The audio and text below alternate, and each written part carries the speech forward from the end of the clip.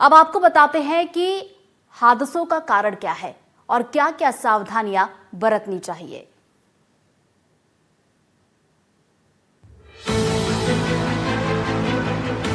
देश में सड़क हादसों में कई लोगों की जान जाती है, लेकिन थोड़ी सी लापरवाही जान पर भारी पड़ रही है। गलतियों से भी लोग सीखने को तैयार नहीं। आपको बताते हैं जिसकी वजह से हर दिन लोग हादसे का शिकार हो रहे हैं। तेज गति से गाड़ी चलाना, रॉन्ग साइड ड्राइविंग करना, नशे में ड्राइव करना, ध्यान भटकना, खराब सड़कें, खतरनाक मोड़, साइन बोर्ड की कमी, थकान और नींद, नियमों का उल्लंघन, रेड लाइट जंप करना, अवैध रूप से ओवरटेक करना, ये वो गलतियां हैं जो सड़क हादसों की वजह बनती हैं। लेकिन अब आपको बताते हैं कि गाड़ी चलाते हुए क्या क्या ध्यान रखना चाहिए।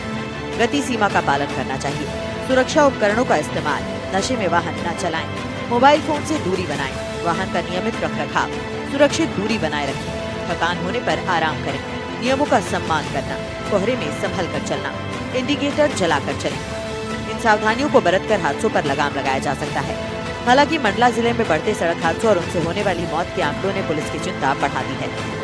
मंडला पुलिस लोगों को जागरूक कर हादसों से बचने के उपाय बता रही है। जो एक्सीडेंटल डेथ हो रही है उनका मेन कारण हेलमेट ना पहनना है, तो लोगों से इस बारे में लोगों को अवेयर कर रहे हैं कि हेलमेट जरूर पहने। नशा एक बड़ी समस्या है, तो नशे से दूर रखना है लोगों को, उस बारे में भी लोगों को अवेयर कर रहे हैं।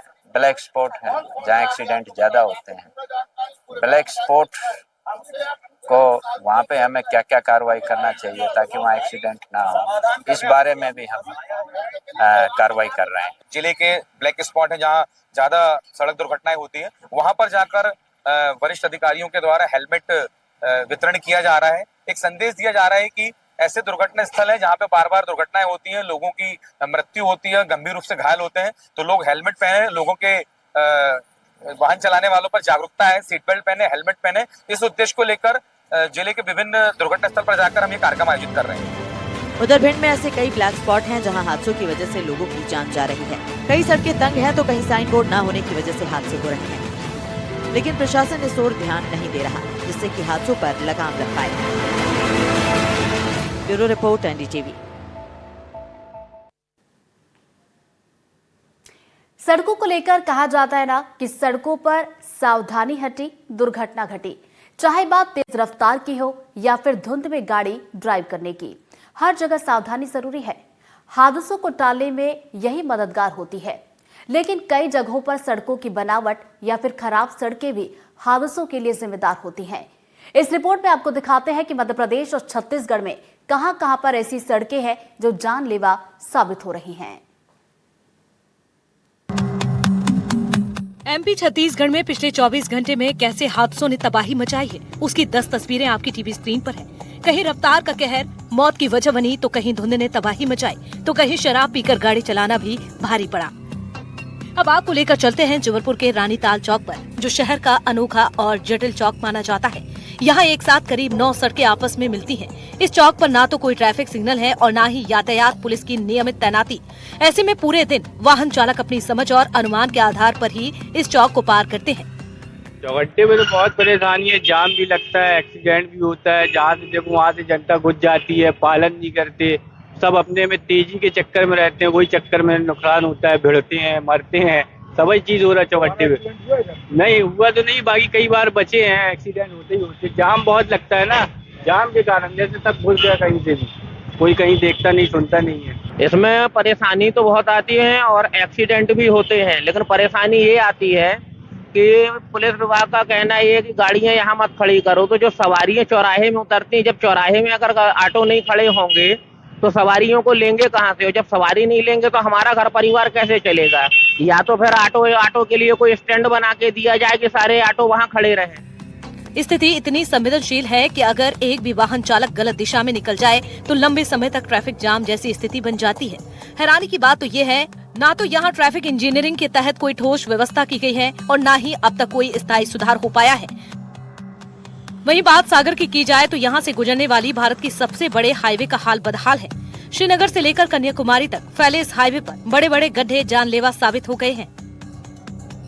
बिल्कुल लगातार देखिए, आप यहाँ से देखिए एक लाइन बनी है, तो वाहन आवागमन एक ही तरफ से हो रहा है, तो हम ये मानते हैं कि एक तरफ से जो रूट है वो दोनों तरफ से हो जाए तो इससे जो मौतों की संख्या बढ़ रही है वो कम हो जाएगी। सर यहाँ पे सबसे पहले मैं तो कोई मतलब ट्रैफिक पुलिस वाला नहीं है यहाँ पर।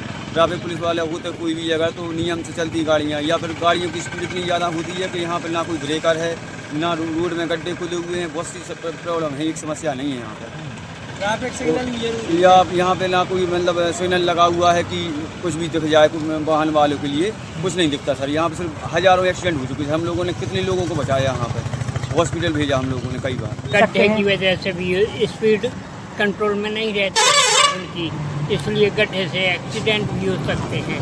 वो तो उनकी अपनी क्षमता है कितनी कंट्रोल कर सकते हैं गाड़ी, उस हिसाब से भी उनको चलाना चाहिए। दोनों तरफ से है गलती, एक हाथ से ताली कभी नहीं बजती, तो आप गलती दोनों की है।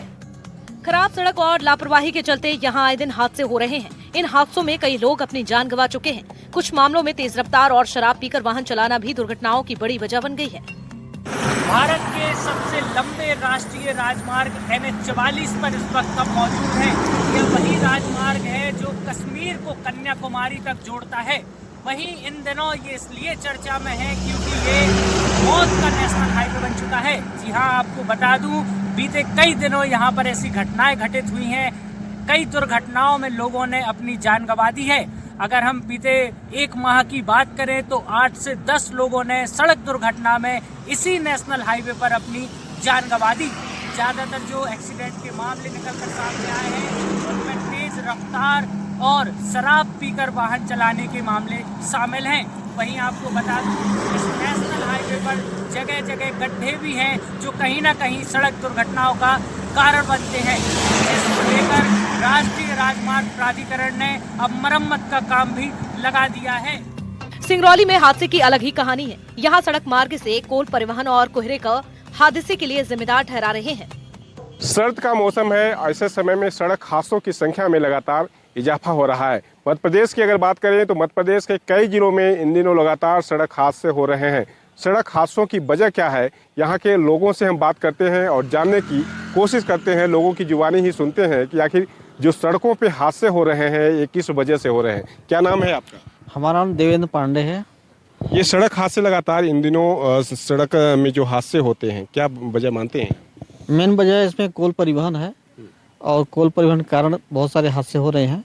गाड़ियाँ अनियंत्रित चलती हैं, ओवर स्पीड में चलती हैं। ज़्यादा स्पीड होने के कारण जो है आए दिन एक्सीडेंट होता रहता है, जो कि सिंगरौली के लिए हमारे एक बहुत ही बड़ा अभिशाप है।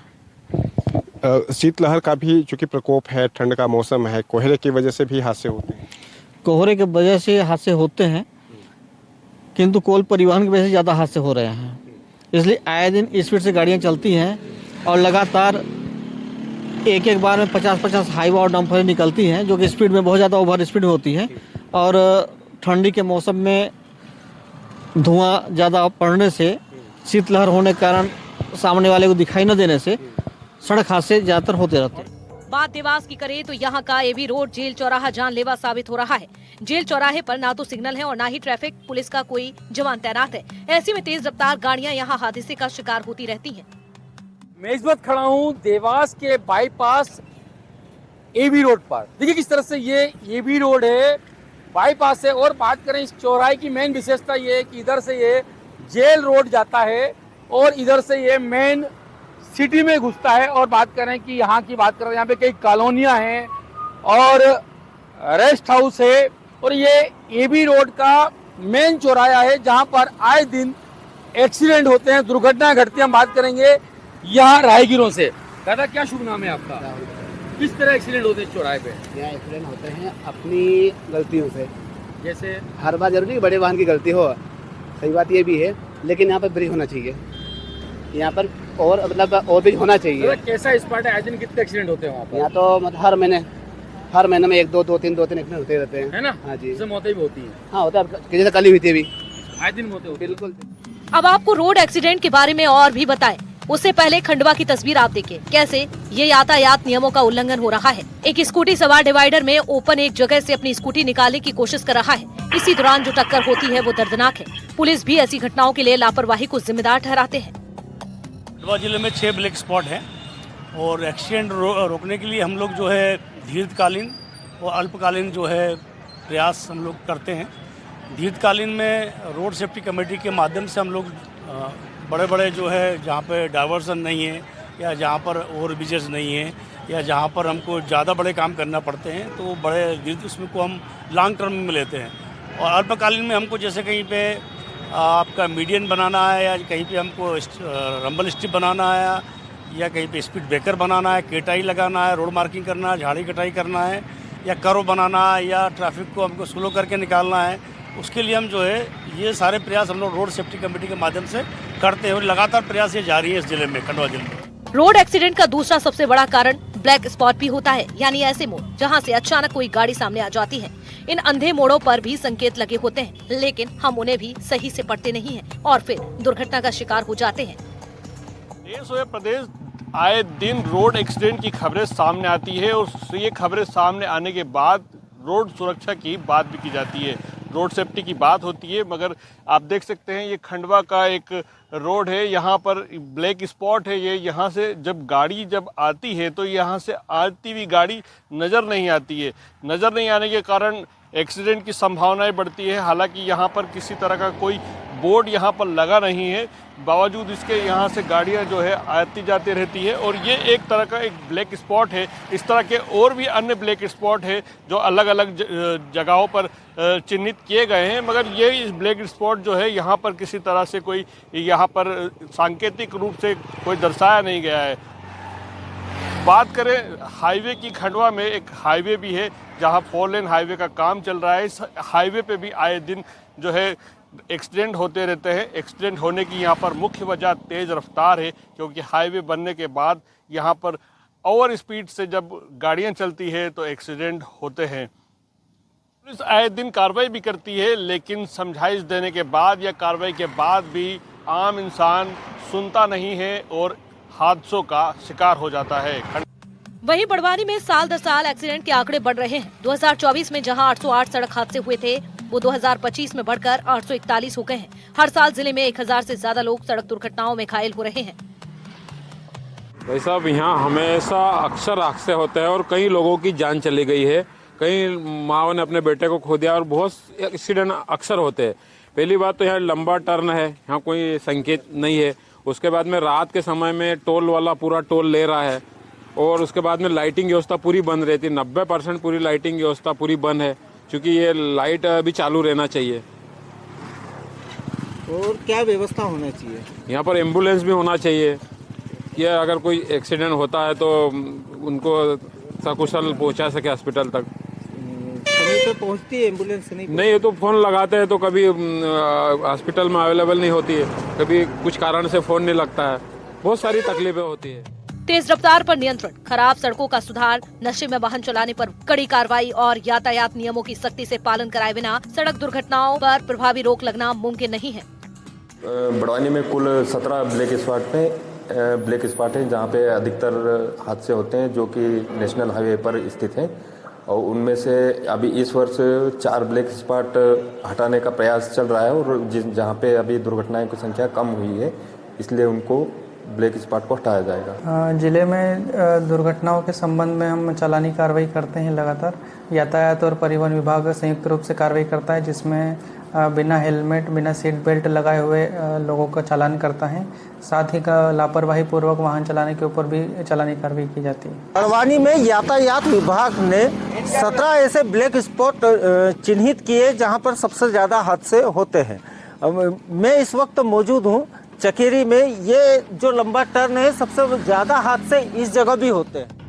उधर शहडोल में मेडिकल कॉलेज की ओर जाने वाला चौराहा अब दुर्घटनाओं का ब्लैक स्पॉट बनता जा रहा है। नेशनल हाईवे को पार कर शहर से आने वाले लोग मेडिकल कॉलेज और आगे कई गाँव की ओर जाते हैं, लेकिन यहाँ ना तो कोई सांकेतिक बोर्ड है, ना ही सिग्नल, जिसकी वजह से यहाँ हमेशा हादसों का खतरा बना रहता है।